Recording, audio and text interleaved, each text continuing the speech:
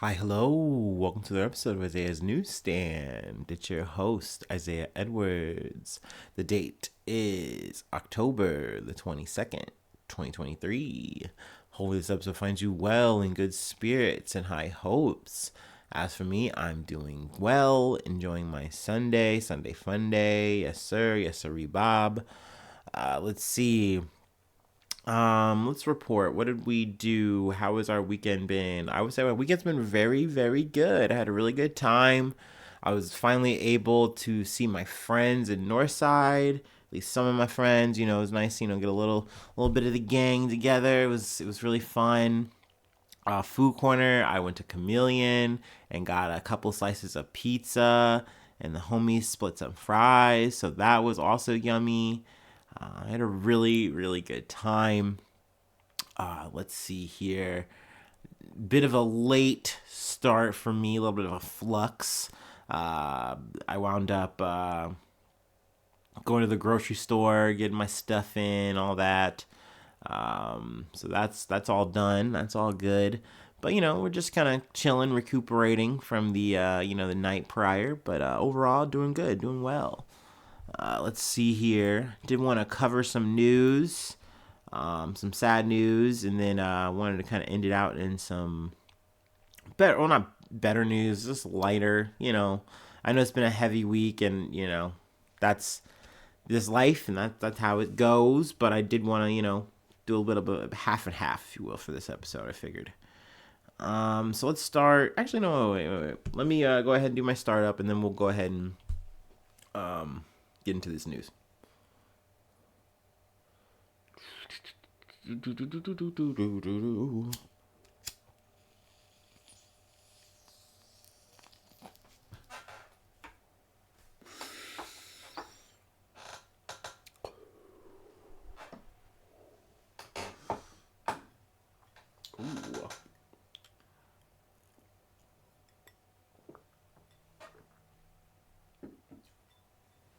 All right. Let's start with ABC News. Detroit synagogue president found stabbed to death outside home.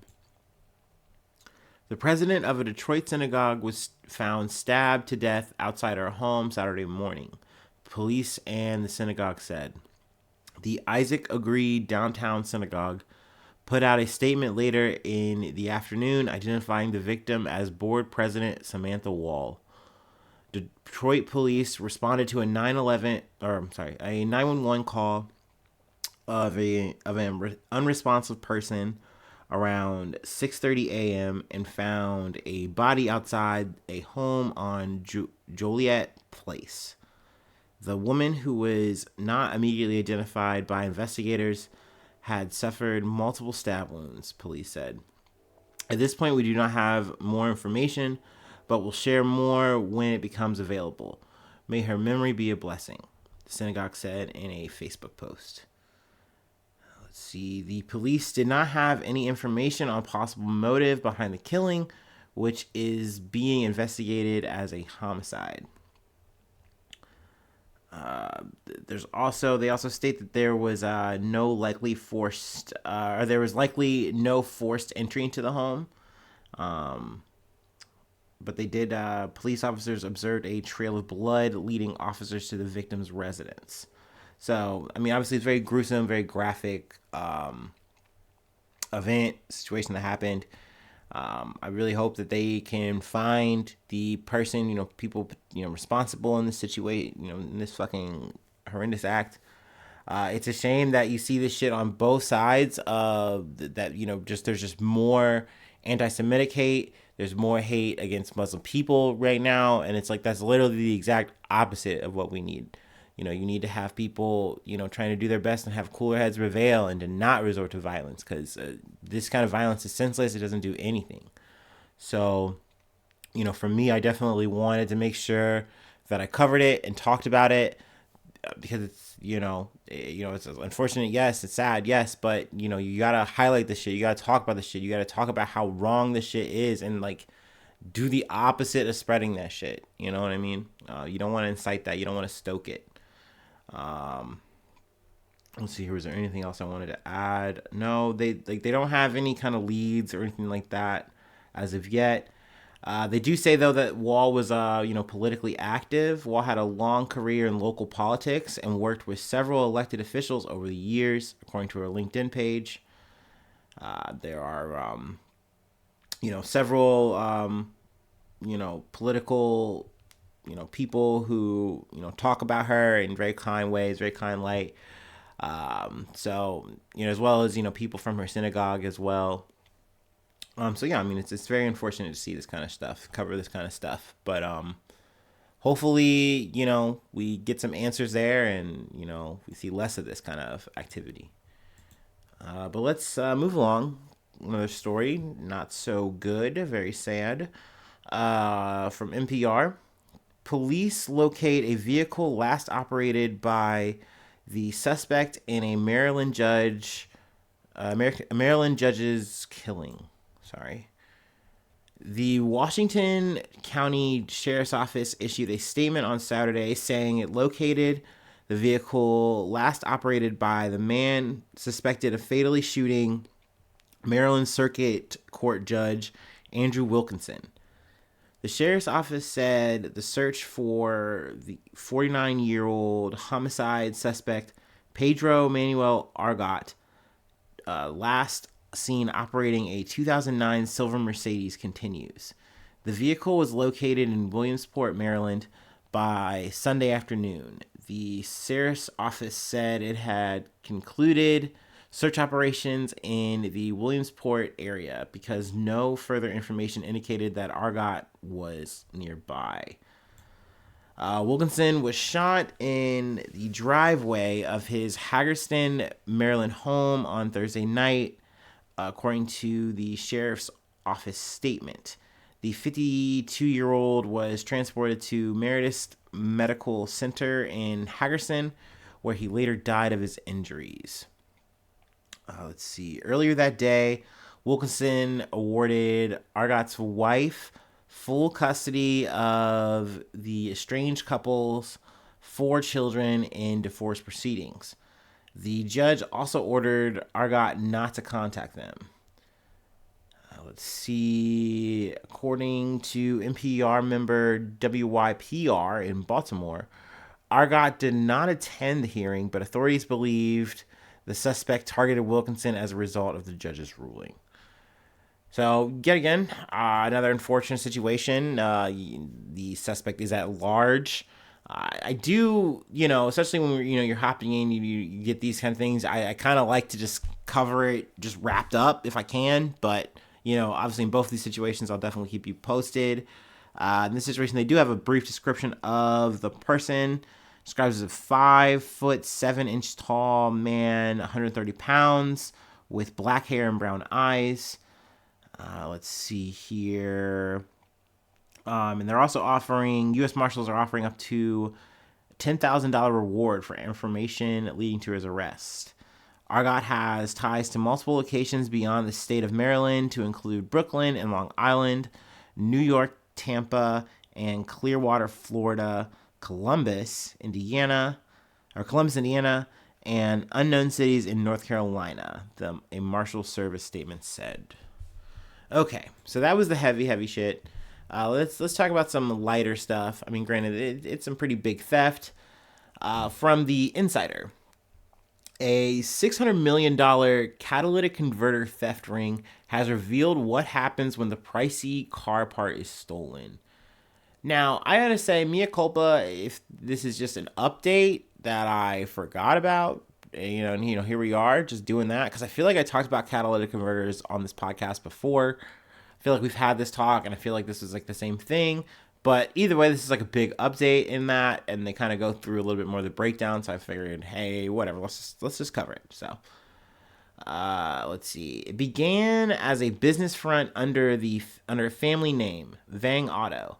Then, within 3 years, members of the Vang family had sold millions of dollars worth of stolen catalytic converters, participating in a sprawling nationwide theft ring. Prosecutors alleged in an indictment filed in October of 2022. On Monday, 3 members of the Sacramento, California family pleaded guilty to conspiring to transport catalytic converters to New Jersey for more than $38 million in wired payments. Let's see. The brothers are To Su Vang, 32 years old, Andrew Vang, 28 years old, and their mother, Monica Mua, 58 years old.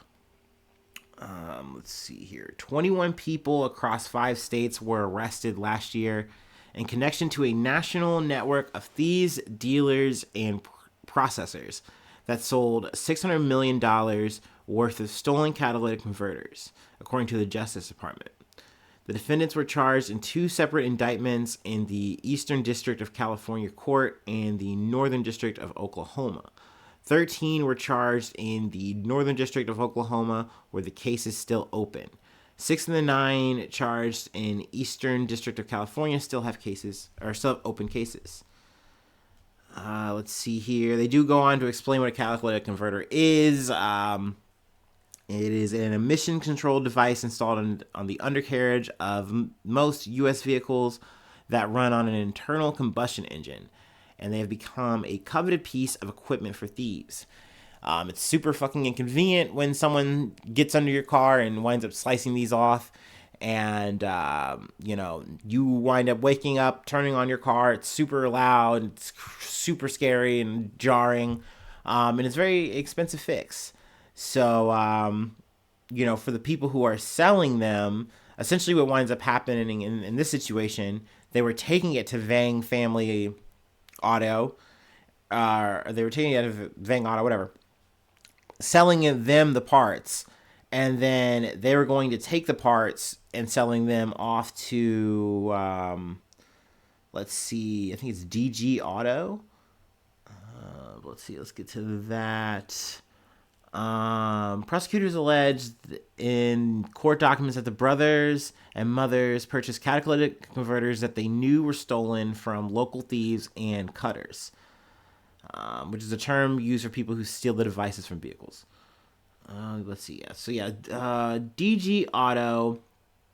But essentially, they had set up this arrangement where they subscribed to this app that DG Auto made and ran, and essentially they had to pay for this subscription, but it gave them access to hey, if you have this catalytic converter from this kind of car or whatever, this is how much it's going for market wise, and this is how much we'll take it. And they're like, okay, cool. And they were just running orders and doing wire payments for a while. Fang Auto. I don't know. I was so jammed up about that. According to the indictment, DG Auto was incorporated as a catalytic converter recycling company on February 4th of 2020 and had locations throughout New Jersey. The business was operated by 6 employees who were arrested last year. Let's see. They also alleged that DG Auto employees created an app that was available to Apple and Android devices that could provide quotes on various catalytic converters, according to the court records. So this is a pretty sophisticated scheme when you just get into it. The fact that you could literally just hop up on your phone and say, okay, well, these are the ones we have. Okay, this is how much we're going to make for them today. This is the market value. Cool. And you set it all up, ship them the parts, the catalytic converters, and then you just make your money. So pretty fucking nice racket they had going. Excuse me. And so, this went on between 2 years, between February 13th of 2020 and May 31st of 2022. DG Auto wired Vang Auto about $36.1 million during that same period. The Vang brothers withdrew about $32.6 million to pay catalytic converters, thieves in cash, the indictment alleged. As part of the plea agreement, To Su Vang is required to forfeit his assets, which include 2 properties in Sacramento County, 22 vehicles including Teslas, trailers, jet skis, ATVs, and a Ford F-250 truck, and the catalytic converters. That makes sense. So yeah, I think they all pled out. I think essentially get lighter sentences, especially for their mom, who, I think their attorney or whatever said, hey, my client was the least, culpable because, she couldn't even speak English. She was like, doing the least amount in this scheme. But, so yeah, a little bit of a bow there, tying it up. Figured I'd cover that. Or maybe I'm covering it for the first time. Who fucking knows? That's the beauty of this podcast. All right. One more thing to cover, and then I'll let you go for the day. You know what that means? We'll take my last break.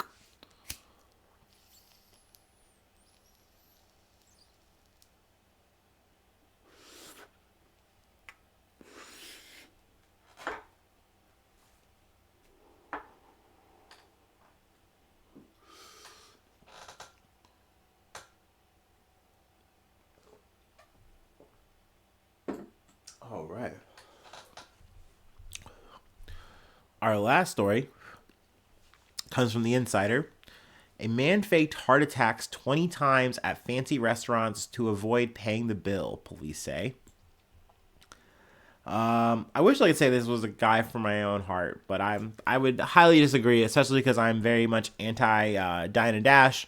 But I get it. You do have a fancy taste. You wanna live the best you can on a budget, what have you. But this man thought, hey, I have a little handy life hack that can get me out of any food bill, and it has caught up with him yet again. But whatever. Let's get into it. Let's talk about it. A 50-year-old excuse me, a 50-year-old Lithuanian man living in Spain repeatedly faked heart attacks at fancy restaurants to avoid paying the bill, according to Spanish authorities. The man, whose name has not been released, though I found it as Itis J, so I'm like, okay, that's close enough. That's fine with me. Was arrested last month in Alicante after attempting to leave a restaurant without settling his bill by pretending to become unwell, local police said. It was the 20th such incident within a year, making the man well known to the local police force, a spokesperson for Alicante National Police told Insider. In the most recent incident, the man ordered 2 whiskeys and seafood paella at El Burin Corner, receiving a bill for 34 and 85 euros. I don't know how that looks. Whatever. Sorry. Or around $36.75 at the end of his meal, according to Spain's EFE news agency. The manager of the restaurant, Moise Dominique, told EFE that a colleague noticed the man attempting to dine and dash and informed him of the outstanding bill. Obviously, that right there is very fucked up. If you don't know, when you dine and dash, you are not only stiffing the restaurant, like, oh, stick it to the company, whatever, fuck Big Chili's, but you're also stiffing the waiter. Like, that comes out of their own fucking check, which I think is crazy as hell. Yeah, that's how that at least goes in America, as I'm told and understood. So, obviously, boo, fucking don't do that. Like, if you can't fucking eat, then, just don't go to some fucking restaurant and try to pull a fucking move. That's crazy. That's wild as hell. Anywho, so this man essentially gets caught, and he's like, whoa, okay, I'm actually not trying to steal. I'm gonna go to my hotel and just get my money to pay, which is like, come on, bro, like, no shot, we're not letting you go. So then he dramatically throws himself on the floor and he just tries to proceed to go to heart attack mode. But people are like, nah, dude, we know who you are. We know your game. We're hip to this. And they call the police. Police show up and arrest him. Essentially, he seemed mad casual about it. Didn't seem too pressed. The end here. The officer, who was not named, noted that the man usually greeted officers with a smile and appeared unfazed about spending a night or two behind bars. So, he's kind of used to the rodeo. He's like, I got to eat something nice tonight. I'm going to try to pull the move. If it don't work, I'm going to go nuclear.